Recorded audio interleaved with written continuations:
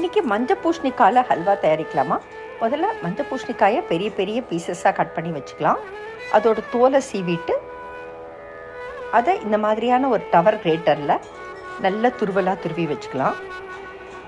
Meanwhile ஒரு பேனுக்கு நான் நெய் ஆட் பண்ணுறேன். அதுக்கு பாதாம், பிஸ்தா, திராட்சை, முந்திரி எல்லாத்தையும் குட்டி குட்டி பீசஸாக கட் பண்ணி அதை நல்லா நெய்யில் வறுத்து தனியாக எடுத்து வச்சுக்கிறேன்.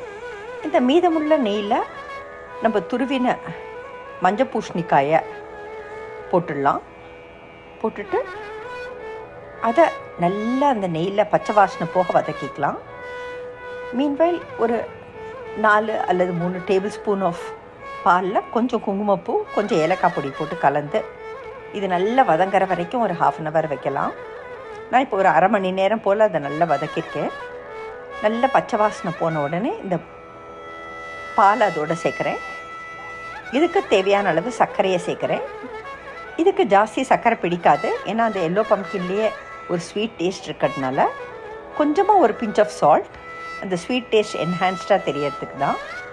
இது நல்லா எல்லாம் சேர்ந்து வந்த உடனே நம்ம வறுத்து வச்சுருக்கிறதான உலர் பழங்களை அதில் போட்டு நல்லா அதை கிளறி எடுத்தோன்னாக்கா நம்மளோட மஞ்சள் பூசணிக்காய் ஹல்வா தயார்.